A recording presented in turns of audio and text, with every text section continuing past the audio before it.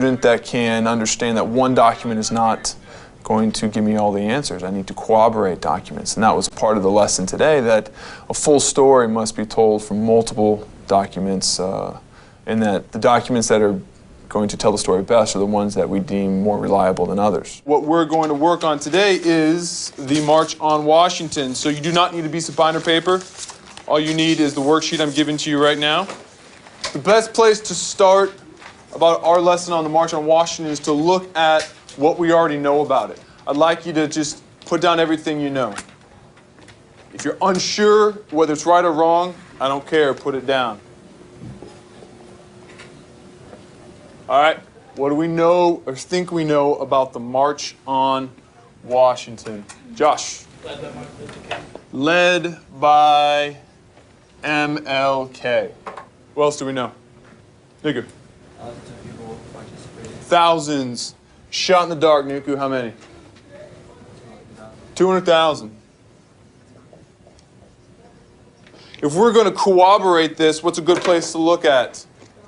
Your documents, but come on, if I'm a quote-unquote history teacher, where am I going to make you look? Textbook. Let's do it. Move your desk next to your partner. So I guess the basic idea of the reading like an historian approach is that history is not a simple story, that it's not a set of facts that happen that students have to remember to regurgitate on a test. I see the content as being important, but a means to a different end, a means to an end of skill development, specifically being able to critically think about information. Do you consider the textbook excerpt reliable? Why or why not? I don't think so, because it's a textbook, and textbooks are usually watered down and sugar-coated a lot. And for something that's so big, it only takes up like about 2 more 5 lines, minutes. so it's not that reliable. All right, so what we're again trying to do here is corroborate with what we already know. So this is what we came up with before. Let's see what the textbook excerpt said. Josh. Organized by A. Philip Randolph. Okay, so you were the one who said it was led by MLK, but we get this new ripple that A. Philip Randolph is in the picture. Every single group here, 6 different textbooks, they're all right here. Boom, boom, boom, I can go on and on. And what do they all say? Pretty much the same thing, right? You love corroboration, you're saying 6 different textbooks say the same thing, I like it. Yeah. How many people's groups mentioned A. Philip Randolph? 2 out of 6. So we got some names in here that are not in 4, but are in only 2. What do we think about that in terms of reliability? Not reliable. Why, Lauren? I think it's more sugar-coated than anything. Okay, so you think they kind of like fluffed it up? Yeah, like they don't really know. So why would one textbook not mention A. Philip Randolph, but another textbook would? Biased. Biased? Maybe they don't like the man? Maritza? They're going to give credit to them. They want Martin Luther King because he's like more popular. So they would want to give Martin Luther King more attention because he's more popular. How many people here knew about Martin Luther King's I Have a Dream speech before they walked into my classroom? Everyone, right? So for question 3, in terms of reliability, what might we put in there? Yes, I think like the general basics of it is pretty solid and reliable, but we shouldn't stop here. We should go on. Why should we not stop here? Because it's pretty simplified. I like it. Look how small these excerpts are, right? The March on Washington, 1 paragraph. Pretty small. And so we obviously need to corroborate our documents. So let's do so. All right. Yay. Yay. What's your historical question? What's the true story behind the March on Washington? And so you see that blank where it says Part 3, historical question? I think there's some layers to the March on Washington that we don't know about. We seem to have some of the basics. You knew some of the basics before you walk in, right? I Have a Dream speech, Martin Luther King, but there seems to be maybe some other stuff about it that we don't know. And we want to make that a little bit more of a fuller story. So the question hooks the students so that they have a purpose to the class.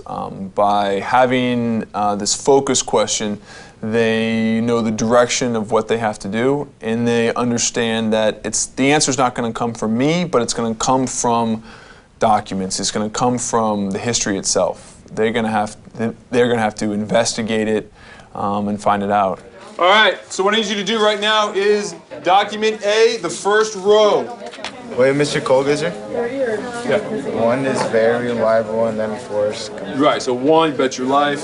Right. 4 is trash and throw it away. Oh, yeah. Okay. First There's row. no way that they could lie in these pictures, so just put 1. Put 2. Because it doesn't say who took the picture. Why? Because The source isn't specified. Yeah, it's not really specific, the source, and also Alrighty. the people can be like staged. I don't think All right. What are we it's thinking a here? complete- What are we thinking about reliability? What do you think about reliability, Joe? I gave it a 2 because I feel like it could be like Photoshop, like So Photoshop. So meaning someone digitally.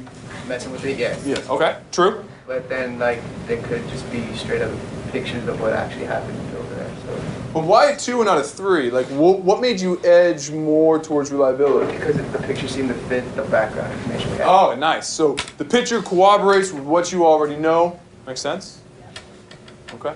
Ryan, you gave it a 1 with Danielle, right? Why? Because it was taken it was taken there. Stage. They were there, There's right? too many people to stage it. Ah, so this looks, you can't fake this, right? Yeah. It's a picture. Picture's worth 1,000 words. Well, let's continue and see if these pictures, we can actually deem them reliable or unreliable by looking at document B. So flip it over. Document B comes from this book. It's a book by John Lewis. So he is an activist in the civil rights movement of the time.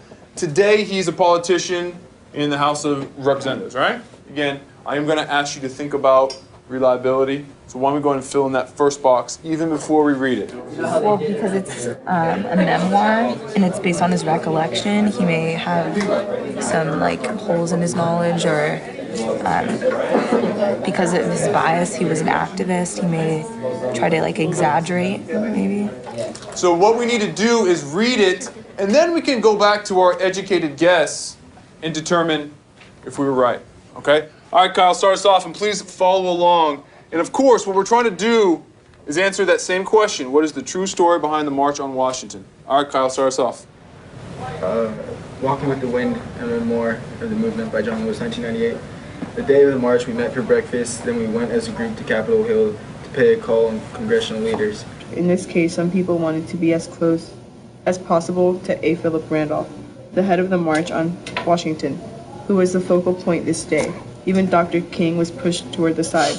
Martin Luther King was pushed to the side.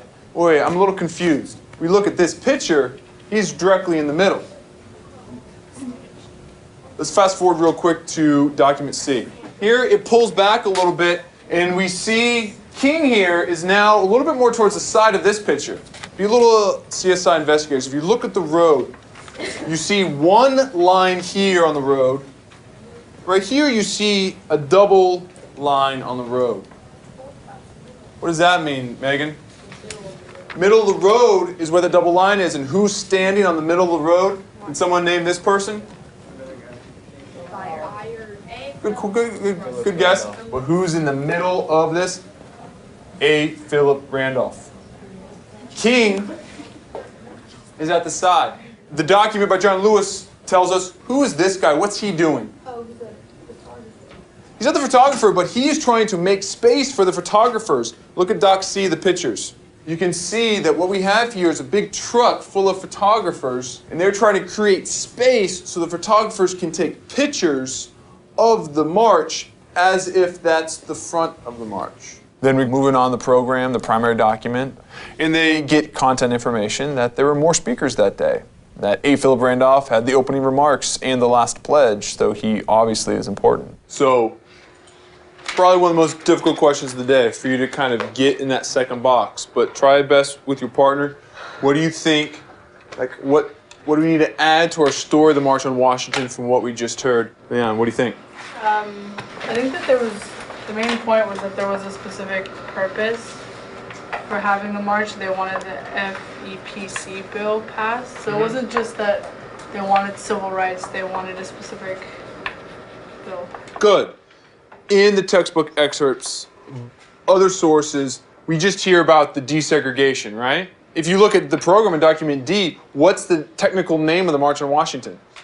March on Washington for Jobs and Freedom, not March on Washington for Freedom and Jobs. It's Jobs and Freedom. So the concept of employment is a key part of the March on Washington. To not put that in there is to misunderstand it. The layers of life begin to unfold when they start to realize that everything that they read is not completely true, that they need to assess reliability constantly, and they begin